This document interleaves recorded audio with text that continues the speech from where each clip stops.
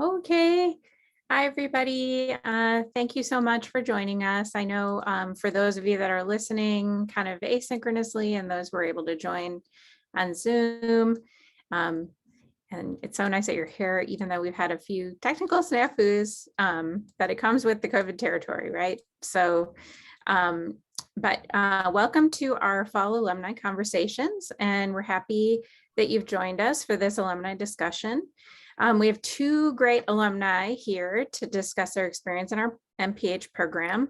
They'll talk, I believe, a little bit about their cohorts, share any gems they wish to, or things that they wish they'd known when they were students. They will provide tips on work-life balance, potentially if you ask, or if we have time, and job searching, networking, and you name it, anything is on the table to discuss, I think. Or you know what, Julia and Kingsley, if there is anything you'd rather pass on, we can pass the question as well. I'm happy to discuss. First, what we'll do is we'll have anything on the table. No, I think alumni related kind of professional questions are probably what we should stick to. But anyway, it's nice to know that you're open to it. We will take 5 minutes for each of you to introduce yourselves. And if you could tell us what program you were in at UW, where you work now and your current role. And then I have some kind of starter initial questions that I can ask you, and then we will go through some of those that were submitted by others that couldn't make it in person. And then we'll open it up to the folks who are in the room. Baja will be monitoring the chat for questions, so you can put some questions there as they come up. Okay, so we are really have the pleasure today of welcoming Julia Guerette, who graduated in 2019, and Kingsley Ndoh, who graduated in 2013. I believe I have those years right. So welcome. And maybe Julia, would you mind starting with the introduction of yourself? Sure. Yeah, as Deepa said, my name is Julia Guerette, and I graduated from the MPH Global Health General Track program in 2019, as well as the Global WASH certificate. And since then, I have been working for Village Reach. So I actually started working there during my master's program, and then was hired on when I graduated to join the data analytics team. So currently I'm a manager on our data analytics team, and I also lead our diversity and inclusion personal learning and development group. And then Deepa, do you want me to talk a little bit about my role or leave it there? Yeah, please do. Please do. Let us know what your role is at what that means, you know, the team you're working on and what you're. So for those on the phone who may not be familiar with Village Reach is a nonprofit that has offices. We have core offices in Mozambique, the Democratic Republic of the Congo, and Malawi. And then we also work in other countries, predominantly throughout sub-Saharan Africa. And then we have a Seattle-based office. And kind of our bread and butter is, we transform healthcare delivery to reach everyone. But our bread and butter started out with looking at vaccine supply chains and ensuring that products are available for people when and where they are needed. So I traditionally work in the global space, which looked like analyzing a lot of our programmatic data to assess vaccine potency, the efficiency of supply chains, the effectiveness of supply chains to inform supply chain redesign in some of our countries. But as of late, because when the pandemic hit and vaccines came to Washington state, and vaccines typically are privatized in the US, they reached out to Village Reach to say, can you support with vaccine logistics in the public health space? So since June, I have been working with the Department of Health, supporting local health jurisdictions here in Washington state to try and increase vaccine uptake, specifically within counties and regions of counties that have a lot of inequities in uptake of the vaccine, specifically looking along racial lines. So I do that, and I do data in that space as well. So taking Washington State immunization data and finding a way to merge it with population data so that we can look at, on a zip code basis, what the age, race, and sex breakdown is to figure out how to provide targeted services and targeted outreach to increase uptake of vaccination in the state. Wow, thank you. Thank you, Julia. Kingsley, would you like to take a few minutes to introduce yourself? Yes. So my name is Kingsley Ndoh. I graduated in 2013. Since graduating, I did a fellowship, a research and clinical fellowship at the Fred Hutchinson Cancer Research Center. And over the years, have worked mostly in cancer control projects in Sub-Saharan Africa, namely Nigeria and Rwanda. And currently, I am part of the technical committee and a consultant to the Global Breast Cancer Initiative at the WHO. And I recently co-founded a company called Huroni AI. And it's a company that sort of uses AI to close the gap of oncologists and patients in Sub-Saharan Africa, and we're starting with Rwanda. So we're currently doing better testing in Rwanda, and we're exploring ways that we can sort of close the healthcare deficits in African countries using the power of digital health and artificial intelligence that are Afrocentric to Africans. Yeah, thank you so much, Kingsley. And then I also realized I do this a lot. I didn't even introduce myself. I just started us off. I am Deepa Rao. I'm the director of the Global Health MPH program and professor in the Department of Global Health and also in Psychiatry and Behavioral Sciences. And Bajra, maybe you want to do a quick introduction? Sure. Hi, everyone. I'm Basha Otto. I'm the Events and Program Operations Specialist here at the Department of Global Health. And I think I forgot to mention, Great. I'm a faculty at the Global Health Department, a clinical assistant professor. Mm-hmm. Yeah. Thank you. Yeah, lots of things we forget. We still have connections to the university, and we're joined by some very recent graduates and some current students that I can see, and some alum. So nice to have you all here, and for those who are listening asynchronously as well. So shall I go ahead and launch into the initial questions that we have? Okay, so we thought we'd start off with a kind of fairly specific question that I think some of the current students have, but also recent graduates, because our training can be very generalized. But how did you determine what area within global health you wanted to focus on? When did that happen? How did you figure it out? Okay, let me take a shot at this.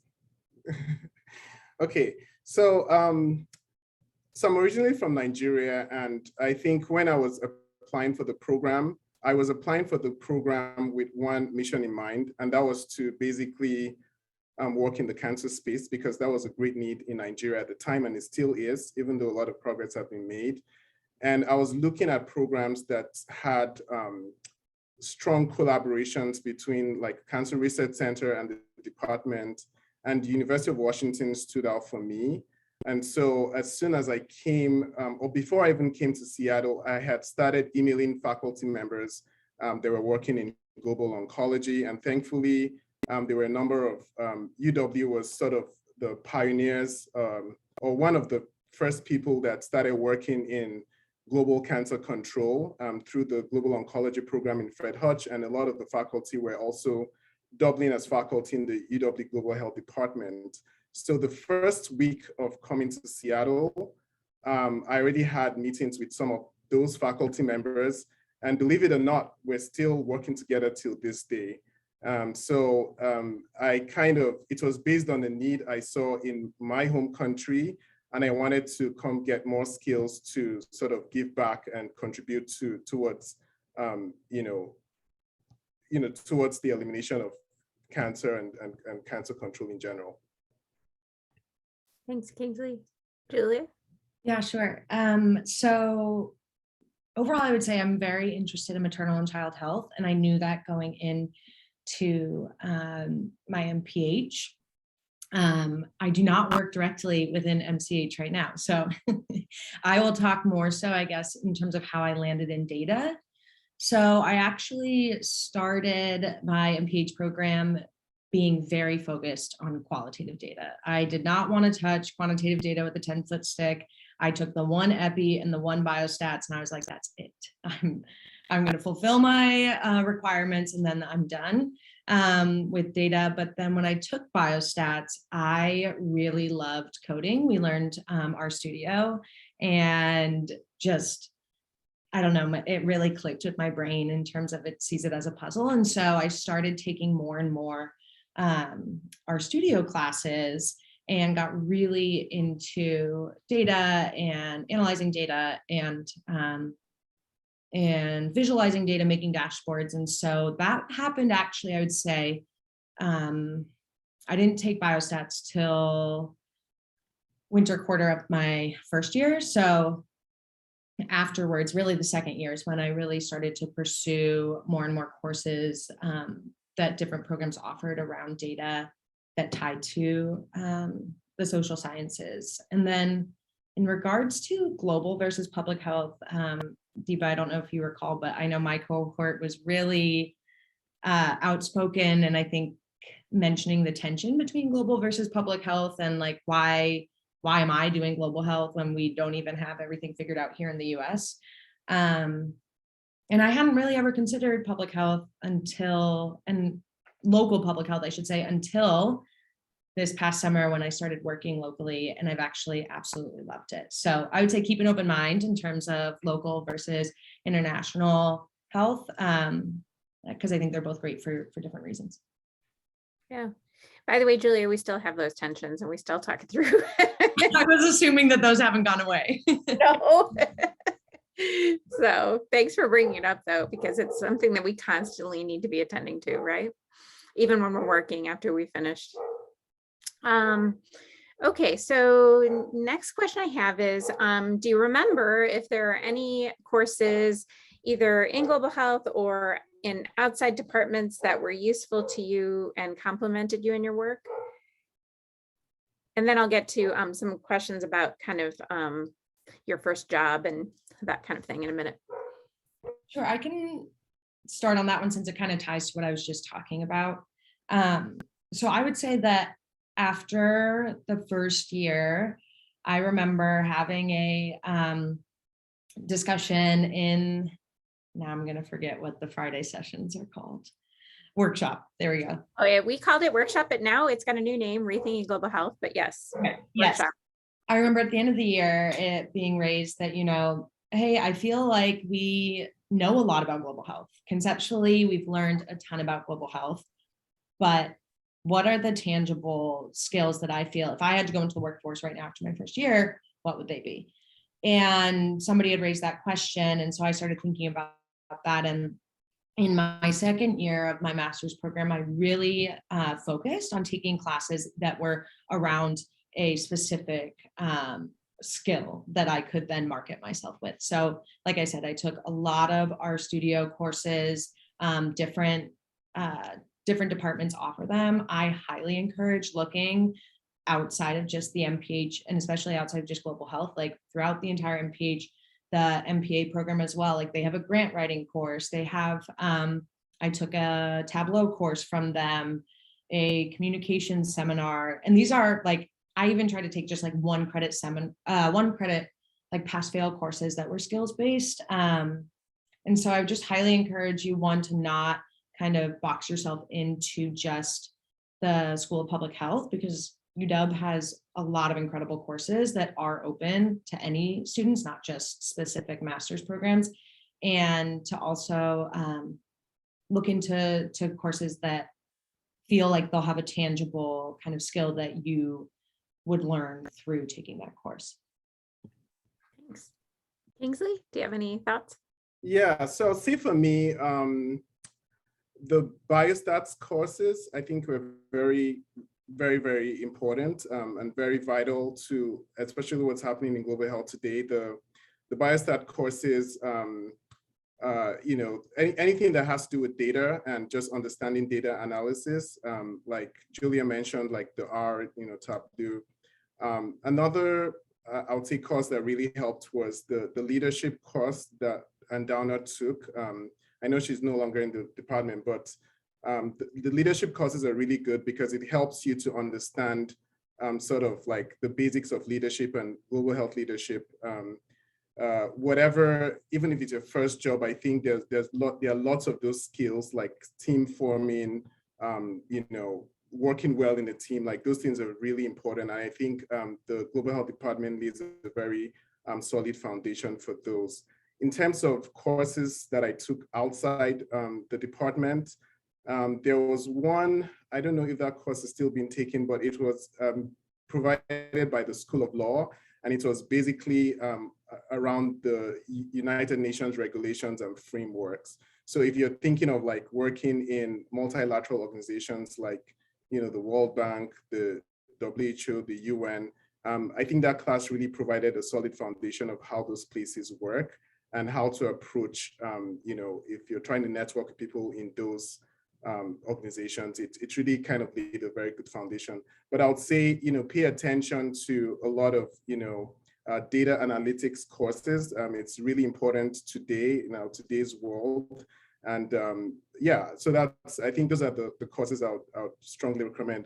And obviously Steve's class too was really golden because it gave a very solid, even though that's within the parliament, but it really gave a very solid foundation of the workings of global health before things like decolonizing global health became a thing. Those are things that, Steve was already teaching like years ago before it caught on in the global health community. So I think that class also gives a very solid foundation in global health.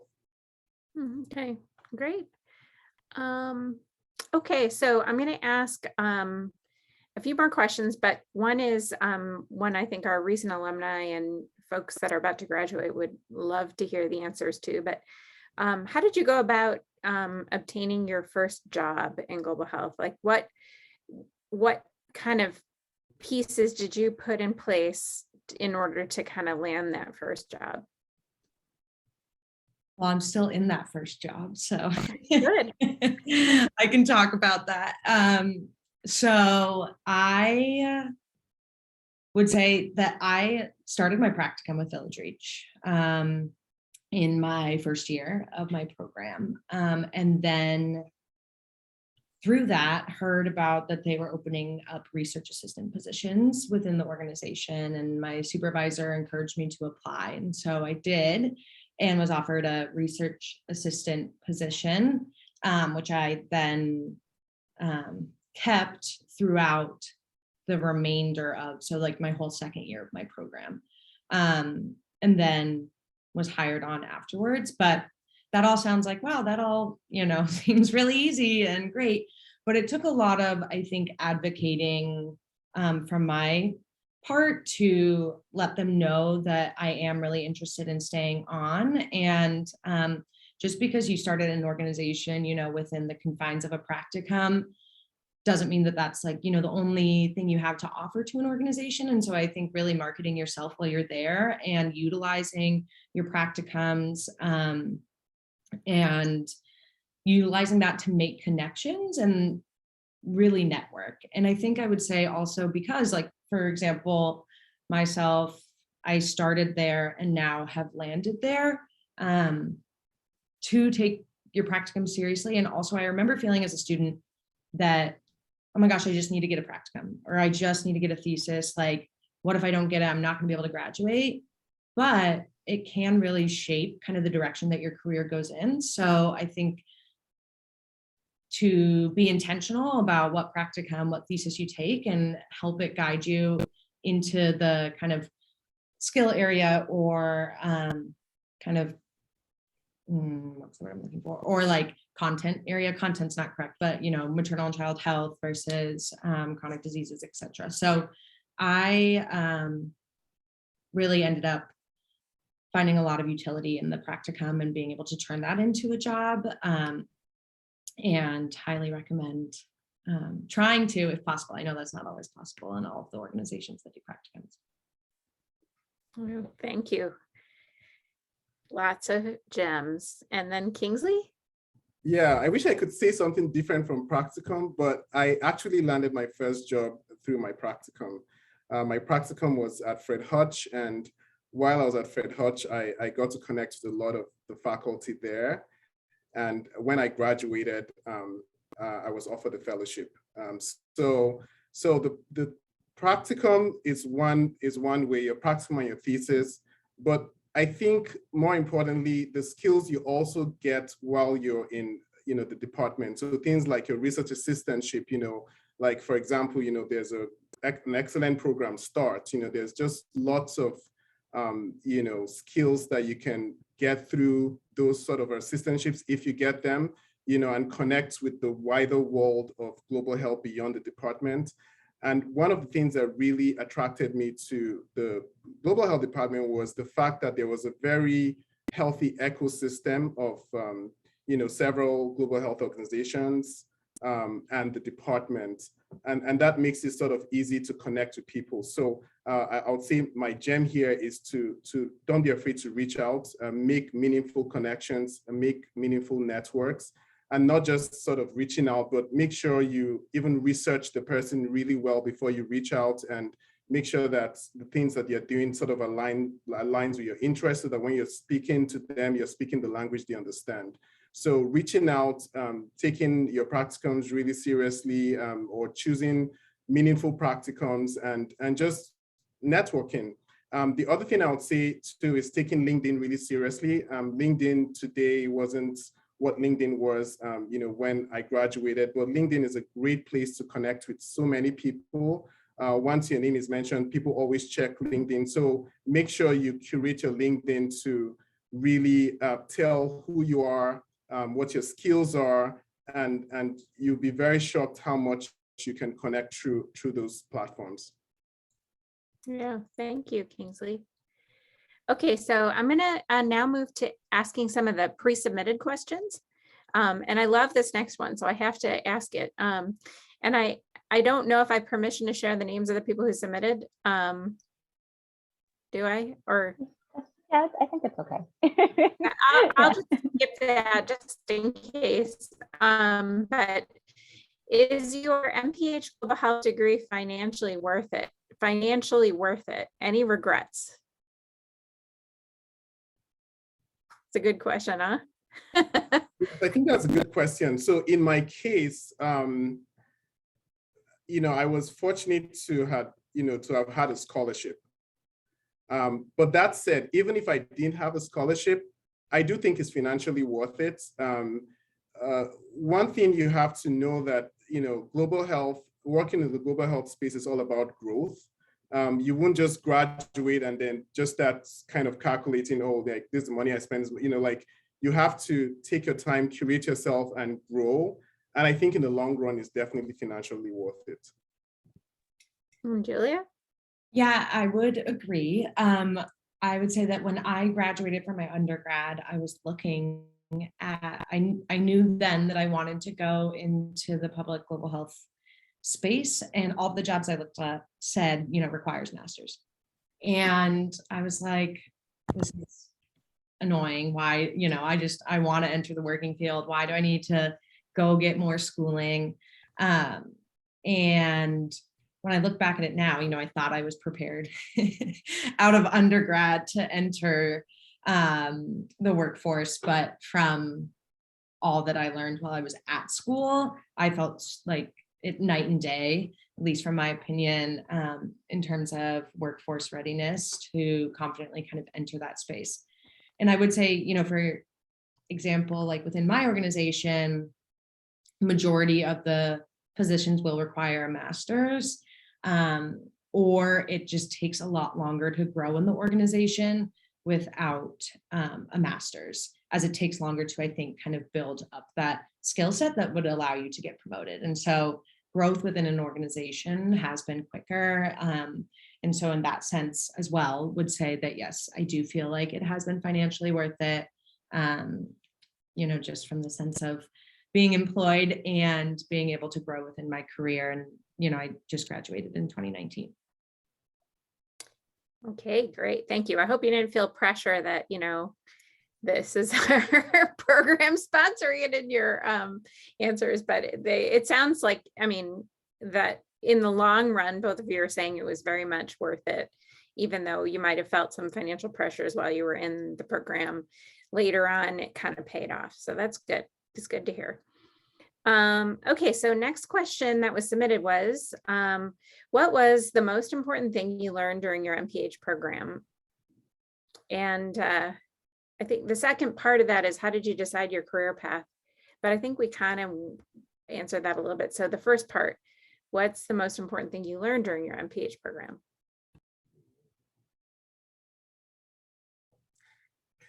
That's a tough one. There's so many important things. But I would say the most important thing I learned in the MPH program, or particularly in the Department of Global Health, is when working in communities, either here in the United States or abroad, we should approach it from the lens of cultural sensitivity, and it should be need that is communicated by the community we're working with. So by that I mean, you can assume that these are the problems of people, but you'll be shocked that that's not what they consider their problem. So to be successful in any global health project or program, once that need is coming from the community and the approach to tackling that solution is done from the basis of mutual respect and cultural sensitivity, I think the success rates are really high. And I think that was really reverberated throughout the program. And that's, I think, my most important take in the Department of Global Health.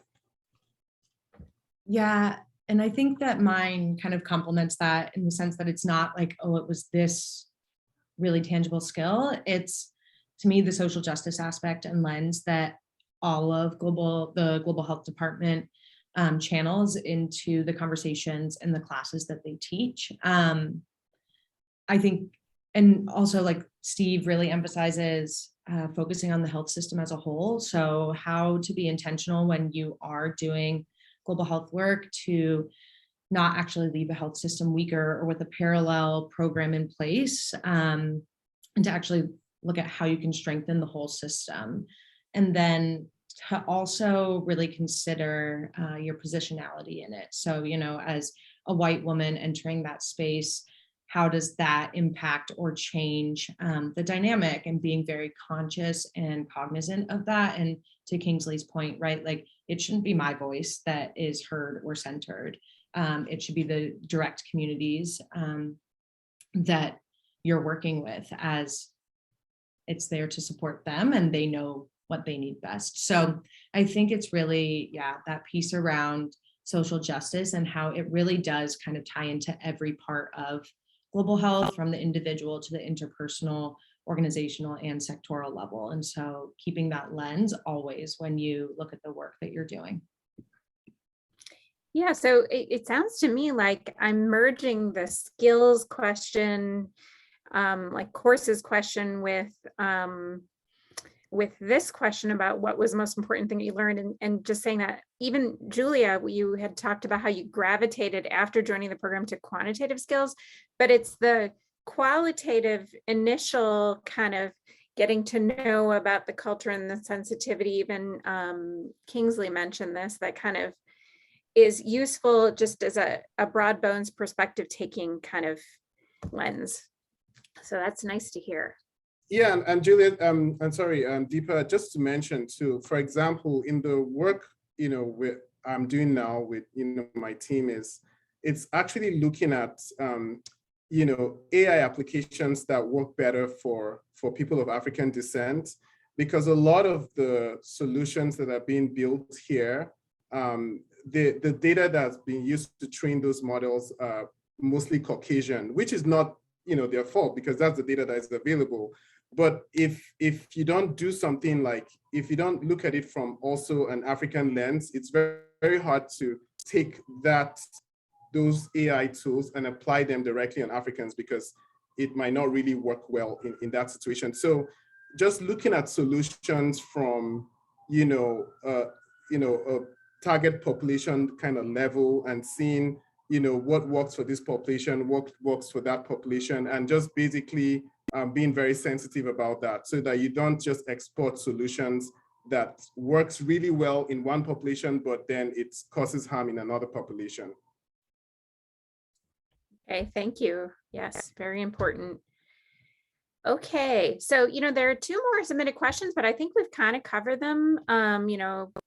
How do you approach job searching and also specific skills. So I'm going to open it up to all of you, if that's okay, for your questions. I know there was one that is very specific, and Kingsley will answer that online, but any other questions? And Baja is going to be monitoring the chat, or you can unmute however you'd like to ask. Juan, I know you submitted a question. Sorry, I didn't get your question to them before this started, but do you want me to read your question, or do you want to ask the question that you submitted? Oh, thank you a lot, Basia. Yeah, thanks a lot for this time together and sharing your experiences with all the students and our alumni. I am a recent alumni. I just graduated in June this year, but I actually found it very interesting, as well as Kingsley was saying, the ecosystem for data analytics or digital health or global health in Seattle. But I think the department is still very as a silo. Even though there are a lot of collaborations for the students, it was a little bit hard for me to move away of the department in terms of things like data analytics again or AI, because I really wanted to learn more about those type of topics. I don't know if you can maybe share other kind of experiences that you had in order to break those silos, to go to other places, to kind of start collaborations with people from other departments, other faculty. Yeah, I don't know if maybe you can speak a little bit more about that. Yeah, so Juan, I think that's a very good question. So I would say when I was in the department, there wasn't really much emphasis on mHealth or digital health at the time, and that's just because that was not what was really tenable at the time. And as you know, in the past 10 years, or in the past, I would say 5 years, there have been an explosion of just exploring the power of AI to make processes more efficient and to increase, accuracies or make better predictions, in the clinical setting. So as I worked through, cancer control, mostly in, sub-Saharan Africa, I just realized that, yes, there's a lot of progress that is being made, but there are still, major deficiencies that would take, millions and millions of dollars, if not billions of dollars, to solve. Things like adequate workforce training, things like solving the gaps in misdiagnosis. And I was seeing the opportunity, with what was happening here in the US and the potential problem that was also sort of evolving from the solutions that were being offered. So a very good example is, AI systems that tried to detect skin cancer.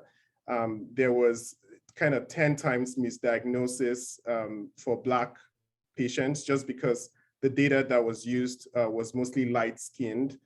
And I thought that, as things continue to advance and not a lot of people are doing stuff in Africa, it'd be very difficult to import some of these technologies to use in African settings.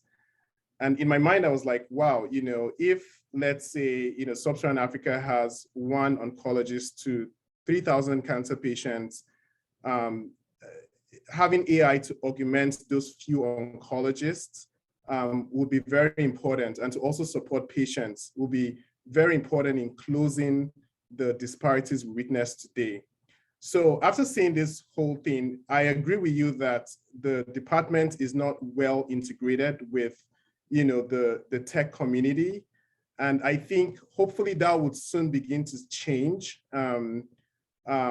But I would say that I made these networks when I graduated and, during the course of my work, when I saw that that's going to be very important to not ignore in order not to widen the already existing disparities.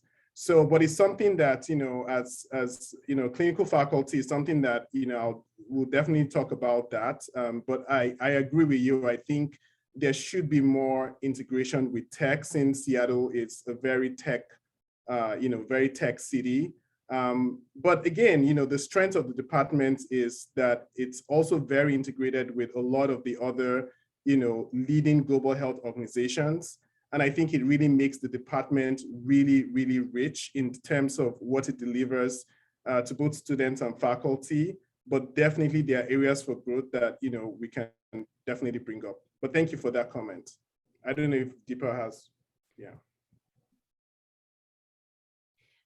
Julia, you might have something. I just wanted to quickly mention one thing is that some of those kind of more tech collaborations are happening. But I've noticed them with more junior faculty and PhD students. And so I think sometimes if you have more time available to study and stay here, those can get deeper. It takes time to reach out across departments and develop studies and get funding for them and that sort of thing. So, I mean, if any of you are considering PhD, which I think will be another alumni conversation, right? Maybe in the next couple of quarters, it's something that, it's easier to reach out interdisciplinarily with more time. So Julia, sorry. No, that's okay. And I can add a little bit. I don't work in like deep machine learning or AI, so I'm not going to talk on that. But just to agree with you that I think it's an area that needs to be strengthened. So for example, at my organization, when I started as a research assistant in 2017 or 2018, data analytics wasn't its own team. It was housed under research, evidence, and learning, which yes, you do data with monitoring and evaluation, but to truly do data analytics and get into more of those statistical methods, spatial analysis, AI, machine learning, all of that, that's separate, but it gets kind of bunched under that. And so it took my current boss really advocating to say, no, this is a separate skill set that we need to foster within the organization. And we need to create a team and actually put money and time behind this, because if it continues to just kind of be grouped under M&E, it's not going to create that ability for Village Reach to grow in that capacity and to start kind of plugging in where, as Kingsley was saying, mHealth and AI and things like that are becoming more and more tenable. And so she really pushed for that. And now we do have a team. I would say we're probably the smallest of the teams. we were one of 3 for a long time, now one of 4. And trying to push to say, so many people at Village Reach have MPHs, but saying what skills are we missing out on by only looking within the MPH program. Our recent hire is actually a UW graduate from the Master's in Information Sciences. So trying to kind of step outside of that, because that's not a main thing I think that's taught within the current curriculum or accessible. Like I did take courses through the computer science program. I've since gone back to UW and gotten a certificate in statistical analyses. So yes, I would. You were recently graduated, so you don't have time to go take more courses. So, but for those who are still at school, kind of looking into that now, because I wouldn't recommend going back to school if you don't have to. I'm not someone to bring on for talking about a possible PhD. But all that to say that I think it's something that needs to be advocated for, and also starting to bring people that aren't just within the public health space into that? Like, how do we, you'll get paid way more if you're not in public health, which I get that, but how do you find people that have that overlap of mission driven with data and get them to come to the public and global health space? Yeah, you're giving me some ideas that maybe we could start some seminar series that are more in reaching out to other schools and that sort of thing. So thanks for these ideas. Other folks have questions? We have about 12 minutes left.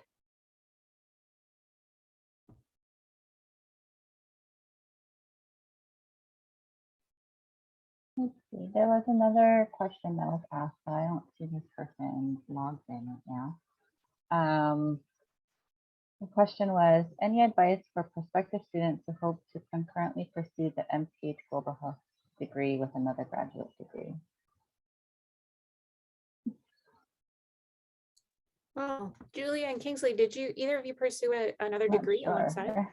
No, not at the same time. I know some people that did like MPA, MPH, MPH, MSW, but I did not personally. Yeah, I mentor a lot of people who have done MSW, MPH. So, but I don't quite know what to say about it other than do it. It's good. It's a good thing. My part of the reason why I, as a mentor, really advocate for joint degrees is because a lot can happen in global health, and when you synergize across disciplines, people find their niche. There are kind of different caps you can wear, and it helps to solve some of our biggest problems if you have a specialty in a couple of different areas.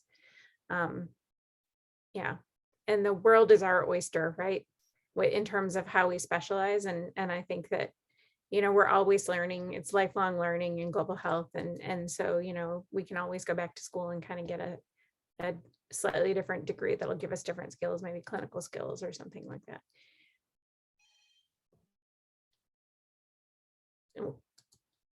Was there another question in the chat? No. Oh, no. Okay. Any more questions?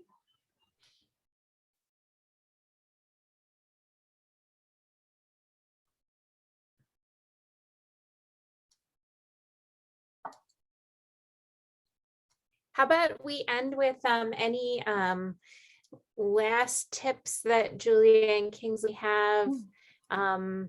Any words of wisdom for people going on the job market very soon? Anything like that? Sure.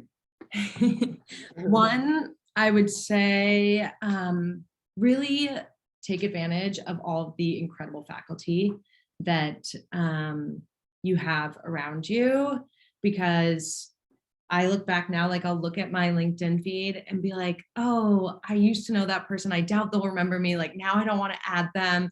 But in the time I did, and they see so many students. And so like connect and make an intentional connection, because you never know how it's going to come back around in the long run. Like maybe it's not a job, but as Deepa was just saying, like making those connections across different skills, technical areas, certain like subject matter expertise. There are people that I constantly am like, oh, who did that at UW? Like that would be great to see if they have any interest in being involved. So just really take advantage of all the wonderful and incredibly skilled faculty that you currently are interacting with. And then I also think that something I would say is when considering a job, and I'm assuming, and I could be assuming wrong, but assuming that given that you chose to go to UW and UW's program is social justice focused, that diversity, equity, and inclusion is really important to you. And I think that that's something to look for in an organization. As Kingsley was mentioning earlier, there's, was a lot of, especially in response with the start of the pandemic and with the Black Lives Matter movement in 2020, there was a lot of people kind of wanting to say yes, that they, have diversity, equity, and inclusion efforts at their work, but trying to piece apart, like how much of that was virtue signaling versus that's actually like a value and something that they prioritize. I really recommend prioritizing that. I think that it's really crucial to, especially in the global health space, how work is done and intentionality behind that. And so to ask about it in interviews, ask, organizations what they think their strong suit is around DEI, but also what they think maybe is an area that they could improve. Because if they can't tell you any area that they can improve, they're not thinking critically about it. And I think a lot of conversations around decolonizing global health and such have remained in a very academic space. And so wanting to find organizations that are actually operationalizing and making efforts towards that. Thank you, with a capital YOU. Really nice tips, and nice to kind of be concluding on that note. Kingsley, any additions last minute or last party thoughts? Yeah, so first thing I'll say is try your best, and I know Deepa advises this a lot, try your best to publish your thesis. Aim towards publishing your thesis, and it does two things. There's a lot of writing that has to do with global health, and just having something out there that you can show potential employers that you're competent in writing, I think it's really good. So try as much as possible to publish your thesis. The second thing is, I would say there are 3 types of work: hard work, smart work, and network. And all of them are really important. So, and focus on networking, like, Julia said, don't be afraid to reach out, always reach out, and, discuss your interest with faculty, go for conferences that interest you, and don't just take complimentary cards, but be very thoughtful about making those connections. And I'll just say, just don't give up, just keep moving, you definitely land somewhere. Thank you. Thank you. And thank you both for being here and taking the time out to come visit us again in the virtual space. Yes, but it's so nice to see you. Baja, any other parting thoughts for the session, or Nora? This was really inspirational. I really appreciate the way that Julia and Kingsley, you wrapped this up. I've been taking notes on some of the tips and feedback you have, so to share it with students. So once again, thank you so much for just being here and your time, and it really is appreciated. So thank you. And thank you so much, Baja. Thank you so much, Deepa and Julia. It was really nice to be here. And thanks everyone for listening. It was fun doing this. Thank you. Appreciate it. Yes, likewise. It's great to still be involved and be able to come back, even if virtual, and see familiar faces and feel still connected to UW and the MPH and global health community. Cool. Great. Well, thank you all for joining us. Thank you again to our panelists. Thank you, Deepa, for moderating. We'll have another alumni conversation in the winter quarter, I believe, during DGH visit days, and Nora's going to be helping out with that too. Kingsley, Julia, if any students want to connect, would it be okay to pass your emails to them? Is that fine? Absolutely, it's fine. Yeah. Okay. Sure. Great. Baja, I will say, I think you have my personal email, so I would prefer my work email. Okay. Which I'll send to you via my personal email to you. That's fine. That will work well. Yes, I will send their I'll send your work email. And LinkedIn is also welcome. So okay, great. Great. Well, thank you so much, everyone. You can take 3 minutes back of your day. Really appreciate you all, and have a great evening. thank you. Bye, everybody.